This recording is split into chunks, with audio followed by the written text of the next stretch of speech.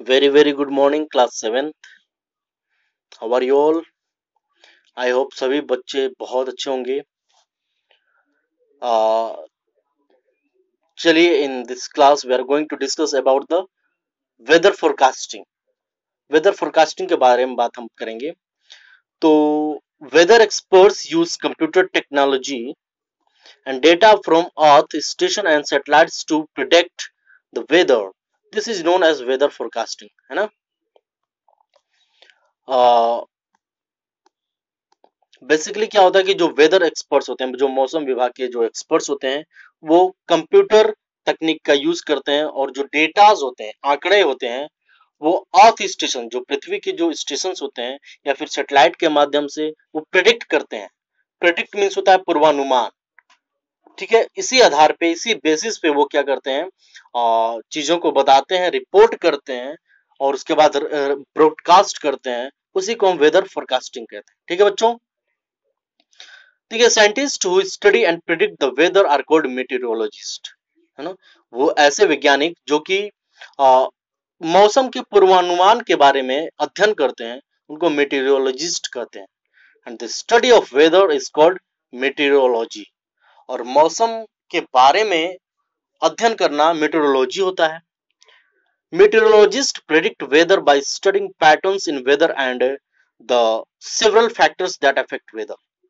और मेट्रोलॉजिस्ट ये भी पढ़ते हैं, अध्ययन करते हैं कि उसका पैटर्न किस तरह से होता है. जो वेदर में मौसम में आपकी पैटर्न्स होते हैं, उसको वो कैसे पढ़ते हैं और उसके फैक्टर्स क्या क्या हो सकते हैं. ठीक है, जो कि मौसम को प्रभावित करते हैं. Weather changes are caused by the sun. पहली बात कि हम यहाँ पढ़ेंगे कि जो मौसम में परिवर्तन होता है जिसका कारण सूर्य है ना. सूर्य के कारण से जो मौसम में परिवर्तन होता है उसके बारे में पढ़ेंगे. The earth's weather is driven by the sun, है ना. जो पृथ्वी का जो मौसम होता है वो सूरज के द्वारा ड्रिवन होता है. ठीक है, मतलब उसमें चेंजेस आते हैं. The sun is the source of all heat and light on the earth. मतलब ये इसको अंडरलाइन कर लीजिएगा. ठीक है, कहता है कि जो the sun is the source of all heat, सभी जो ऊष्मा होती हैं या फिर आप कह सकते हैं लाइट होती हैं जो पृथ्वी पे होती हैं, वो इसका स्रोत क्या है, सन है. Sun's heat absorbed and reflected by the earth's surface. जो सूर्य का हीट होता है वो अर्थ सरफेस से क्या होता है, एब्जॉर्ब होता है. ठीक है, उसके बाद रिफ्लेक्ट करता है, परावर्तित करता है. Oceans and the atmosphere play important roles in determining the temperature at any place. जो कहता है कि जो ओशंस होते हैं, महासागर जो होते हैं, एंड द एटमॉस्फेयर, जो हमारे वातावरण होते हैं, बड़ा अहम भूमिका निभाते हैं टेम्परेचर को डिटरमाइन करने में. किसी भी जगह, किसी भी स्थान पर तापमान को निर्धारित करने में इनका ये बड़ा योगदान होता है, बड़ा अहम रोल होता है. ठीक है. If the temperature of air or atmosphere around us on a particular day is high, we say that the weather is hot today. कहता है कि जो एयर का टेम्परेचर होता है, ठीक है, वो अगर पर्टिकुलर डे में हाई होता है, हम कह सकते हैं कि वेदर इज हॉट टुडे. ठीक है ना, तब हमें महसूस होता है कि आज बहुत गर्मी है. If the temperature on a particular day is low, we say that the weather is cold. अगर किसी विशेष दिन में अगर तापमान या पारा गिरता है तो हम ये कहते हैं कि आज मौसम ठंडा है. बेसिकली यही हमारे यूजुअली यही होता है ना. तो sun's heat causes water from the oceans and land to evaporate to form water vapour. जो सूर्य का उष्मा होता है, सूर्य की जो उष्मा होती है वो वाटर कॉज करता है. वाटर का ये कॉज है जो कि ओशंस और लैंड से क्या होता है, इवापोरेट होता है, वाष्पीकरण होता है ना.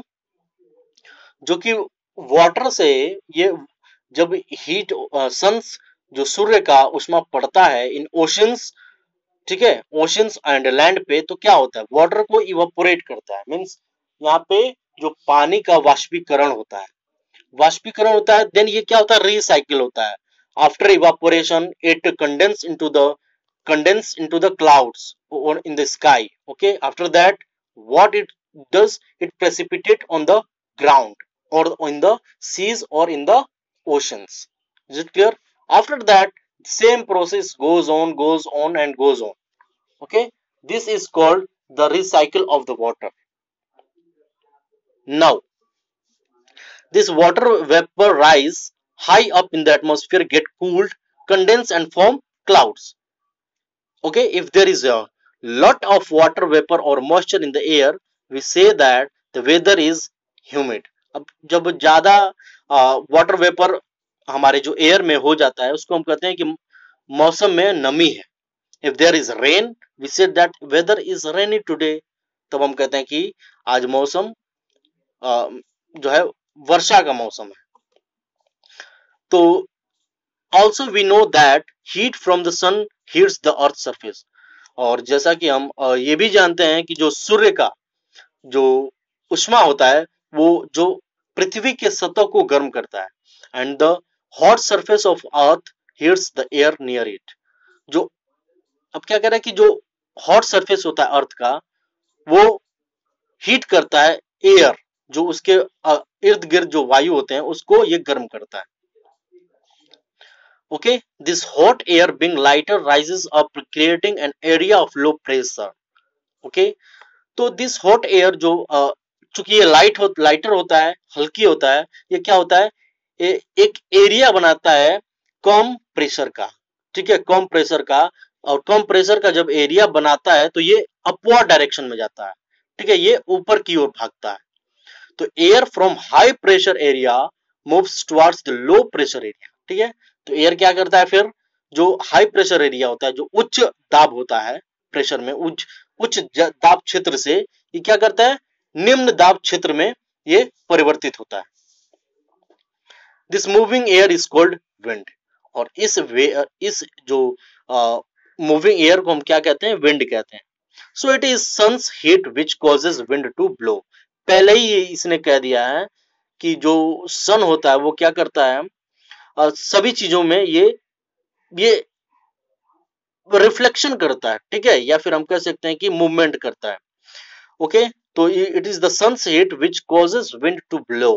If a lot of wind flows in a day then we say that the weather is windy today. तो बहुत ज्यादा एक विशेष दिन में जब हवा बहता है या वायु का बहना होता है तो हम कहते हैं कि आज का दिन जो है बड़ा विंडी है. ठीक है, हवादार है. तो in the next class we are going to study about the elements of weather.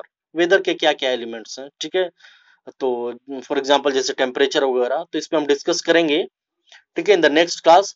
For इस टॉपिक से रिलेटेड अगर कोई डाउट है तो मुझे आप लोग कमेंट करिएगा. Okay, so that's all for today's class. Your doubts and queries are always welcome. Obviously I am going to reply it very soon. Okay, so that's all for today's class. Thank you.